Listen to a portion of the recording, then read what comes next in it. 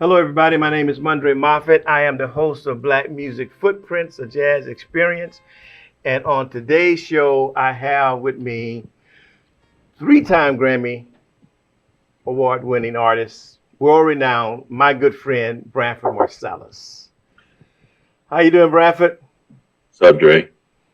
Yeah, listen, man, I was thinking about, I like for you to talk to me about music fundamentals. Like, just start off by telling me, give me your definition of what jazz is and what does it take to play it. What jazz is? Oh my God. I know. I mean, it's complex, man. Jazz is an amalgam of everything. Mm-hmm. Well, field hollers, traditional African songs, probably some American Indian music, European harmony, European songs, European instruments, African instruments, all based on the Pentecostal beat. Wow. I've never heard that before. That's the beat. Yeah. That's where it came from. Yeah, it's just so much I want to talk with you about. First, let me go back to New Orleans. The social, political, historical context of New Orleans, creating this music that we call jazz from the turn of the 20th century, perhaps, and producing people like Louis Armstrong, and the list goes on. What made New Orleans, the city, so different from any other American city that produced this music that you just described?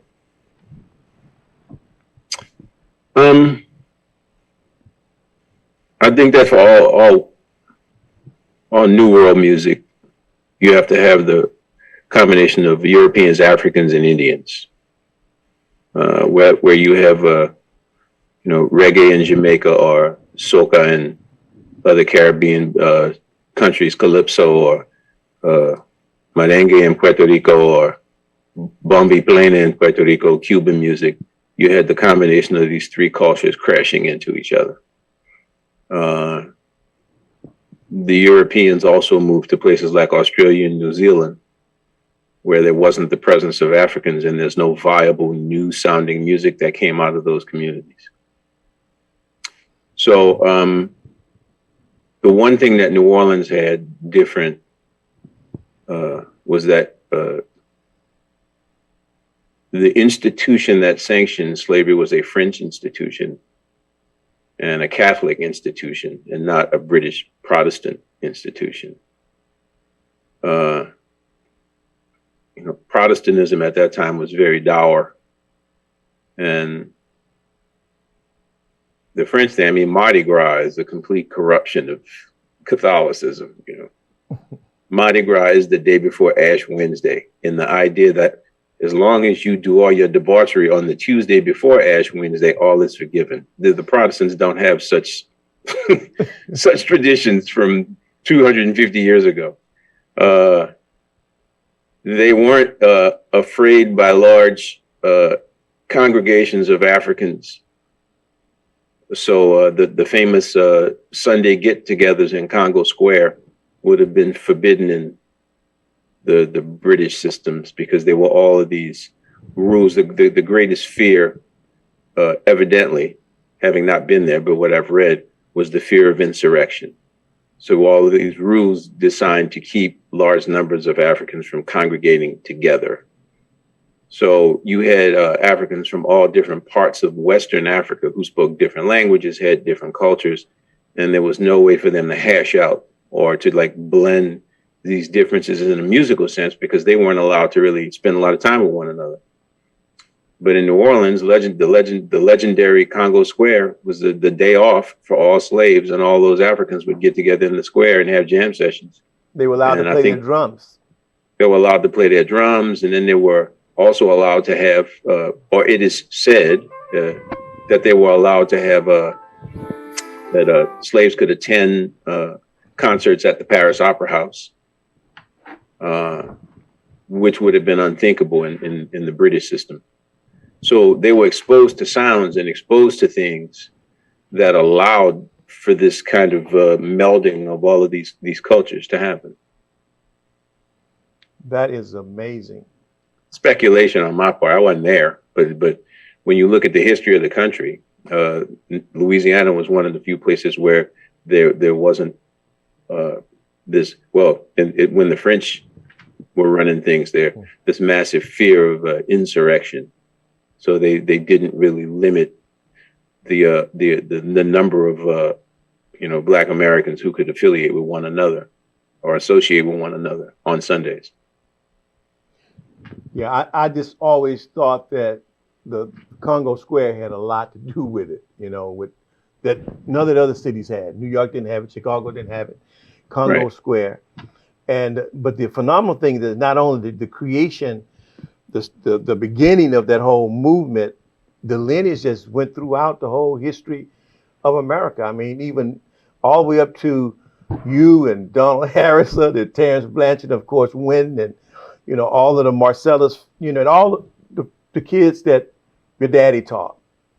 The great Ellis. Oh, we have a Marsalis. lot of people, even the people we didn't teach. I mean, the Paulin family is like 5 generations. The Barberin family is 4 or 5 generations. I got a chance to play with him. Marsalis family is 2 generations. I mean, they're musicians who go from way back, and are still, their descendants are still playing music. Right. Kent Jordan and his dad, and Yep. Nicholas Payne is. I mean, you have all. It was a city that just music. I mean, I was there to do the Boland, the Buddy Boland story, hanging out Right. with your brother. And first time somebody asked me, say, you want to play? What do you want to play? Do you want to play tradition or do you want to play modern? I had never been asked that question before going Right. to New Orleans. And I said tradition. And I went down and cats took me on Bourbon Street, man, and cats could play. That's all I can tell you. Cats could Yeah. play. Yep. I did strictly business, and I did some gigs with Delphio, and it's like nothing that you ever want to experience or never had a chance to experience. You have to go to New Orleans if you're a musician. And then there's a agree. little migration to New Orleans. I know my boy Steve Gordon and some of the others started migrating down to New Orleans. I think your dad had a lot to do with that. I don't know. New Orleans had a lot to do with that. I think it's more than my dad. They might have come there to study with him, but to choose to stay there. I mean, I have a student who lives there, and he was a piano player, and he said, what should I do? I said, move to New Orleans. And he said, I'm thinking about going to New York. I said, well, suit yourself. And he wound up going because his wife got a job, was working for Philips, the electronics company, and their home base is Amsterdam in the Netherlands. So he went to the Netherlands, and he had like 3 gigs in 5 years. And when they moved back to the States, he had 5 gigs within a week of being in New Orleans in a day. And he loves it down there. And it really did change the way he heard music and thought about music. And I mean, it's that kind of city.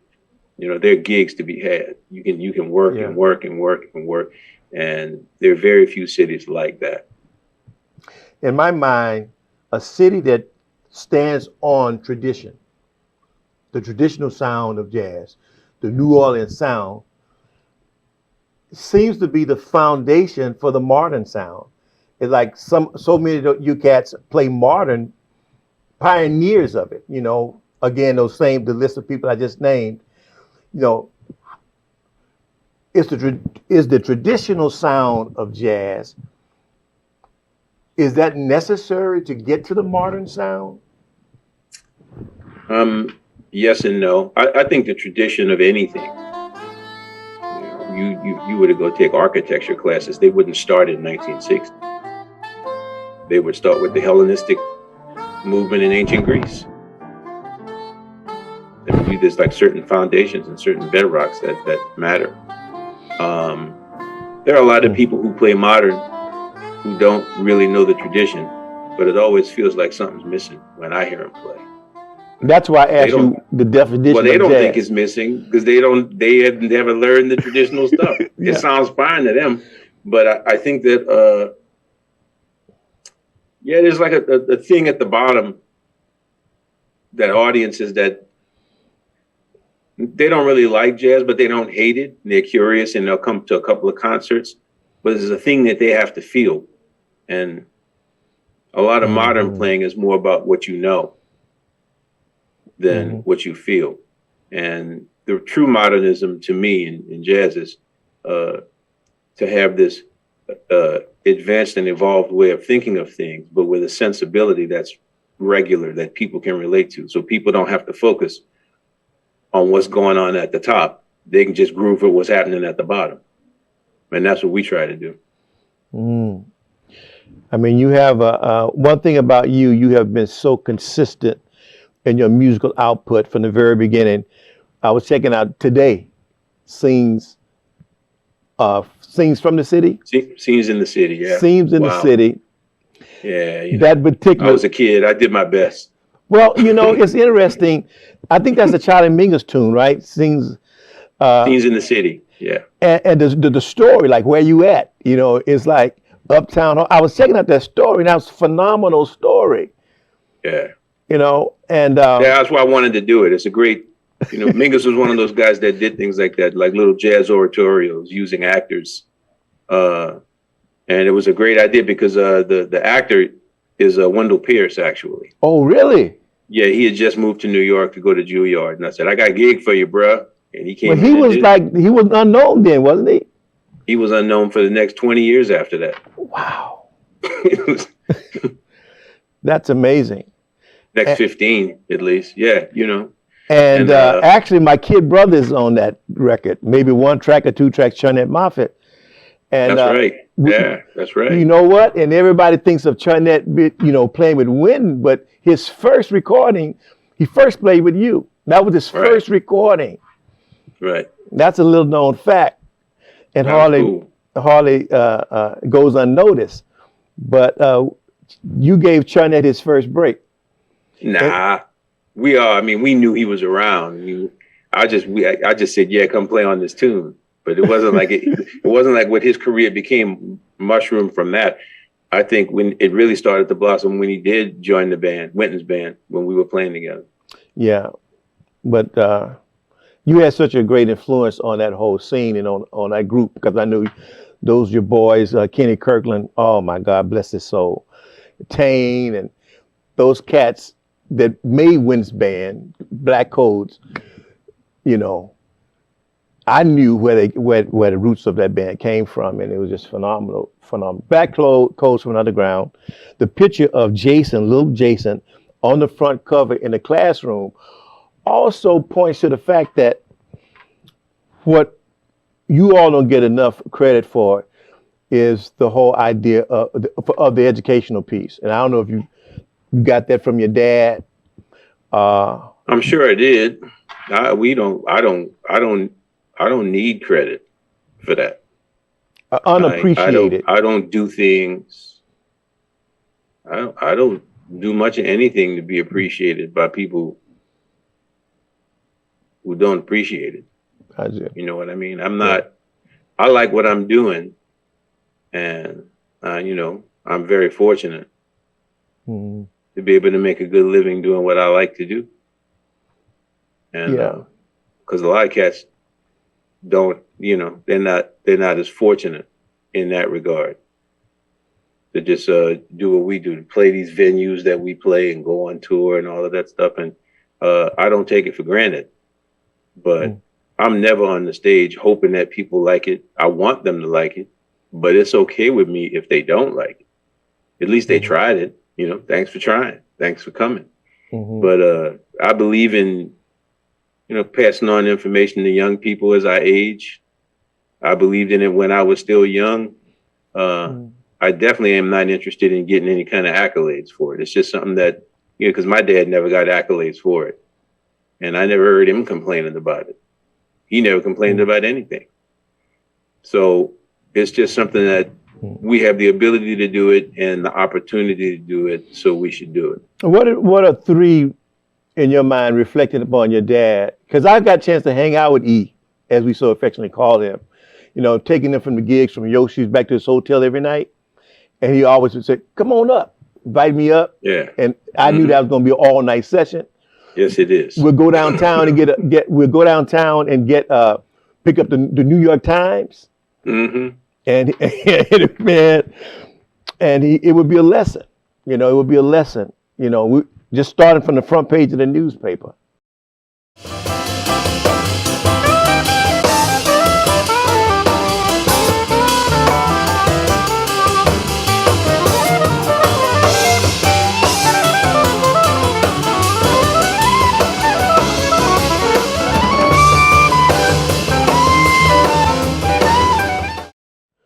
You know, but what are maybe three things that you can reflect on? I'm gonna say three things that you learned from your dad that you take with you. You should always know. You should always know how you sound, because if you can't identify what your problems are, you can't fix them. People can tell you what your problems are, but you have to be able to hear it. That's something you learned from your dad? Yeah. My dad would, every time somebody would play something, they would say, how's that sound, Ellis? He goes, I don't know. How's it sound to you? And he's always forcing you to think, because a lot of times with lessons, they don't really want you to think. They just want you to do what they say. Get this mouthpiece, get this read from this book, do the first 15 it is, come back next week. Check, please. Very good. Come back next week. Check, please. And his whole thing when he gave lessons, I mean, he was always asking questions. How would you approach this? What do you think this should be? Because he wanted to force us to think. It's a very Socratic way, because there's a quote that's attributed to Socrates because he taught all these great scholars and thinkers. He even taught Alexander the Great. And they said, man, you taught all these great people how to be. He says, I never taught anybody how to do anything. I just taught them how to think. And I think that's what my dad really always tried to do, is to get you to be thoughtful, to think about what it was you were doing, and to think critically, even if it pushes against the grain, even if it pushes against him, to think critically. Wow. Yeah. Yeah, he asked questions. I heard Wynton say, someone asked Wynton in an interview, during this pandemic, what would your dad say to you? And Wynton said, dad would say, where you at? He would ask the question, where you at? And by that he meant, you need to be who you say you are at this point. Right. Now you have adversity. Who are you now? Mm-hmm. And I thought that was really very, very profound. That's something that I would expect Ellis would ask the question, where you at? Mm-hmm. And I definitely carried out. So I'm going to ask Branford, where you at, bro? Where you at? I have no idea. Still trying to figure that out, man. Yeah. The oldest brother of the Marsalis family, you had Wynton. I'm going to ask you this question, because we all know Skane, who Wynton is. What are three things, one or two things, doesn't matter, that you learned from Wynton, growing up with Wynton? How to be meticulous in your approach, how to be serious. His discipline was amazing. And I was very undisciplined. And I didn't have any desire to be disciplined. I heard about that. I heard about that. Man, that make you jealous? I'm like, no, I didn't want to do it. I thought it was great. It was great to watch, though. I mean, he practiced 3 hours every day. From the time he was 12 until I left the house. So from 1971 to 1978, 3 hours a day. Small space. So did he disturb folks in the house? Man, New Orleans is one of the loudest cities in the world. It was noise. Yeah. You got people outside playing stereos, blasting till 2 o'clock in the morning. What's a trumpet at 7:30 in the morning? Mm-hmm. He would practice for half an hour, 7:30 to 8. Then he would come home for lunch, because he went to school 6 blocks from home, and he would practice a half an hour there. And then when we would go to the Arts Center, the New Orleans Center for Creative Arts, he would practice for an hour there. And then when he came home, he practiced. As soon as he finished his homework, he practiced for an hour there. Wow. And it was every day, every day, every day. So I knew that if I ever decided to get serious, at least I didn't have to say, well, now, well, how do I do it? I had a template for how to do it. It was just a matter of whether I wanted to do it. And when I was in my late 30s, I said, okay, yeah, now I'm ready to do this. So I just started doing it. You have a reputation of just being just intuitive, like just a musical genius. I don't know if you know that or not. Whatever. When I first met Wynn, we were hanging out. I think it may have been his first or second gig with Art Blakey. And I said, yeah, Eddie Henderson called me. If I missed the first night, Eddie Henderson called. And no, I called Eddie Henderson, and Eddie Henderson, when he answered the phone, he said, it's true. All the hype that we heard about this guy, Wynn Marsalis, Eddie Henderson, said it's all true. So I went over the second night. I got a chance to hang out with Wynn. The whole time, Wynn was talking about my big brother Branford. My big brother Branford. Well, you know, like that was my boy, man. So you know, he's blowing. He was gassing me up. He said, like, I mean, you think I'm playing? Wait to hear my big brother Branford. Oh, yeah, you know, he was always gassing me up. He was the one. If it wasn't for him, I wouldn't play no jazz at all. Really? He was the one, man. You can do it, man. You should be playing, man. You should be doing this. Yeah. I don't know, man. I don't know if I want to do this. But then I started trying it out, and I said, yeah, this ain't bad. I like this. Now I got to learn how to do it. Wow. You know, and I think that was like the advantage that I had from growing up with my mom and my dad, is that my understanding of being a good musician or a bad musician or an average musician was not based on a reader's poll or a critic's opinion or any kind of like pop culture awards or recognition. Because, I mean, they mean well and it's nice, but I could put on a Lester Young record and get smoked by a dead dude. Smoked. I mean, you know, because if what we're playing is so modern, it's real simple logic. You know, oh, we represent the young lions, we're the new guard. Well, if this is the new thing, how come we can't play the old thing? How good can the new thing be if you can't play the old thing? Now, in popular culture, like the old thing is dead, long live the new thing. And then every 5 years, there's a new thing. And it just gets, you know, more mind-numbingly misinformed and more misinformed. And there were guys, you know, in my crew that were like, man, why you listening to all that old crap, man? You need to be, you know, we got our thing. I said, man, not for long if we don't get this other thing together. It just made sense to me. You know, like I have a friend of mine who's he was a former saxophone player. We went to the same high school together. And I hadn't seen him since high school. And when I started doing the Tonight Show with Jay Leno, I got a call from a guy named Barry Abear, and it was him. And I said, well, what are you doing now? He says, man, I'm a physicist at the Jet Propulsion Laboratory out here in Pasadena.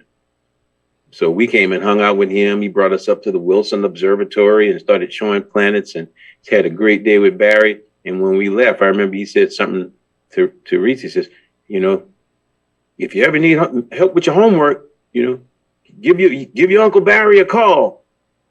And then Reese says, you could help me with my homework? He says, man, I'm a physicist. I can do 7th grade math. And it kind of stuck with me. You know, like to me, like jazz from the 1930s is like 7th grade math. So how many of us as modernists can do 7th grade math? Not many. And there's a million excuses and a million reasons, but it's really, if what we are playing is advanced as we like to say it is as advanced as we like to say it is, then we should be able to play the early stuff very simply, but we can't. As a group, we cannot play that stuff. So I just had to deal with that.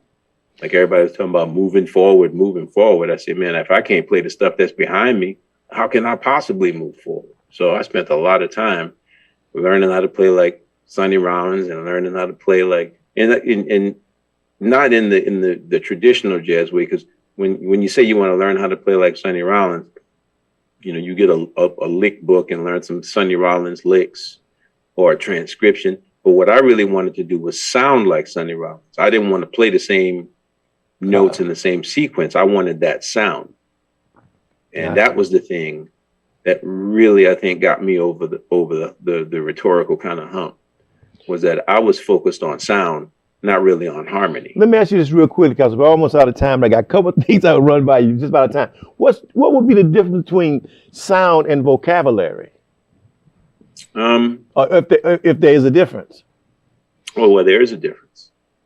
Like let's use language. You know, let's say you have an English professor who knows every word in the English dictionary. All right. And then you put him on a stage to do Shakespeare. How's he gonna fare? Not very good. Because it ain't enough to know the words. You have to know how to deliver the words with a sound that's relative to the period. Or if you took him and just put him in the pulpit and everybody staring at him, waiting for him to give a stirring sermon. I mean, you have preachers who don't have a great vocabulary, and they got people losing their minds because of the delivery. Sound creates the delivery. And the music system is not like the English language, because there's only 12 notes. So you got a 1 in 12 chance of being right. And that's some fantastic odds when you think about it. You got a 1 in 12 chance of being right almost always. But the thing that moves people, the thing that makes music great to me, is that instrumental music great, is that the sound of an instrument can have an emotional effect on the listener. Data is just data, which is why with a lot of musicians, you go to gigs and it's just a room full of musicians applauding musician stuff.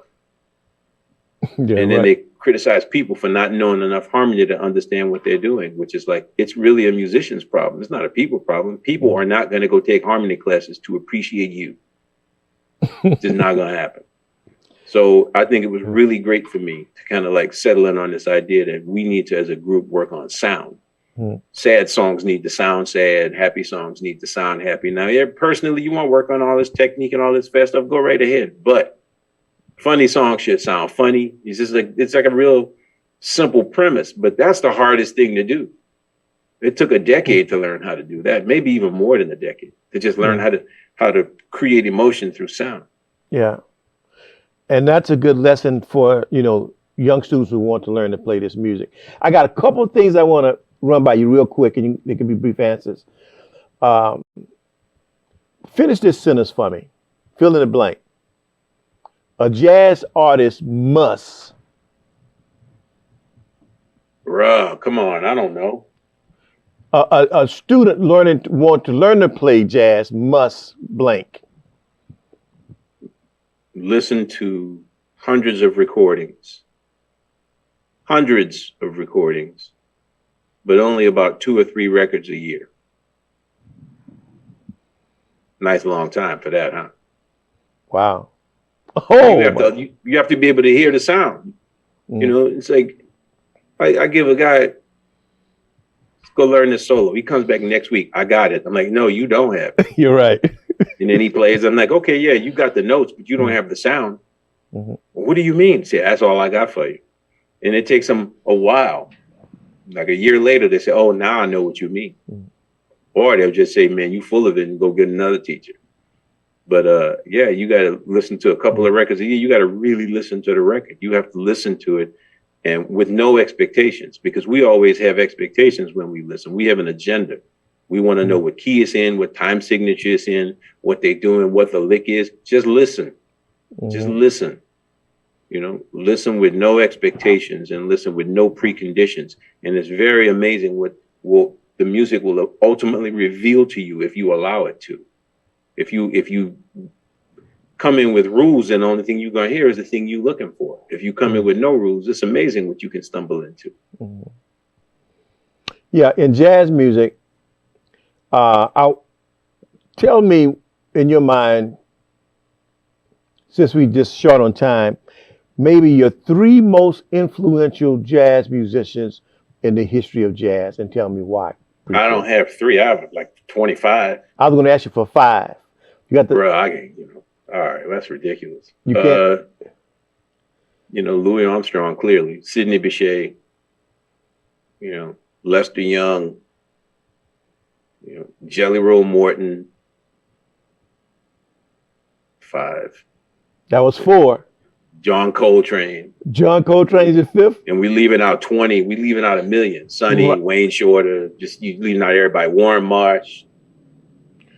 Which really speaks to just how prolific jazz is in terms of the body of work. There's so many. I mean, you Dizzy, Charlie Parker, Duke Ellington, Count Basie, and Ornette Coleman. Yep. I mean, yep. That's what I had 5. It's crazy. Dewey Redman. I mean, you know, I could just go on and on. I listen to so much music, and I have listened to so much music. Art Tatum. You know, not him so much, but anyway. Oh, okay. All right. You know, everybody want to fight over that one. Even my dad wanted to fight. I mean, you wasting your time. I ain't a piano player. Yeah. So I am not impressed by his pianistic rumblings. You know, Yeah. I just know that it's always more impressive when it was solo piano than when he played with other people, for sure. I always play Tiger Rag for piano players that think they can play. I put on Tiger Rag. There's another Tiger Rag that you can play is a Benny Goodman Tiger Rag with Teddy Wilson playing. You know what I mean? Yeah. And that one is like swinging. It ain't just fast. It's swinging, and Teddy's just killing it. Jazz music, the Pentecostal beat. Bruh. The Pentecostal beat. The Pentecostal beat. You didn't say swing. You didn't say swing, but that's swinging though. Well, swing comes out the beat. Yeah. See, I think the biggest, I did it. It's like some guy was asking me, like, how do you learn how to feel on 2 and 4? I said, I don't. The swing beat is on all 4s with an accent on 2 and 4. It ain't on 2 and 4. Mm-hmm. It's boom, boom, boom, boom, boom, boom, boom, boom. That's what it is. Mm-hmm. It's not click, click, click, click, click. It's all 4 beats. It's just like listening to, like, you know, just like listening to Nina Simone play. I never knew what it meant to be free when it's just her and the drummer and she's just grooving. You go to YouTube and check that one out. Yeah. It's the most stunning thing. It's swinging so hard. And she's not a jazz player per se. Right. But she's definitely a church player. Yeah, from North Carolina. And it's just, the beat is just so profound when you hear it. It's just incredible. And that's what swing is. That's swing right there. What's that recording again? Did you speak it up? It's that old Billy Taylor song. It's called I Wish I Knew What It Means to Be Free. It's live in Montreux. And it's just her playing piano and a drummer playing brushes. Yeah. Bruh. Wow. Yeah. Incredible. Well, Brand, I'm going to let you go, man. Enjoy the game tonight. Thank you so much. Thank you so much. I can't thank you enough, man, for doing this for me. Appreciate you. Back to the shed. Talk to you later. All right. All right, man. Thank you, man. Yeah. I didn't even get a chance to play your music.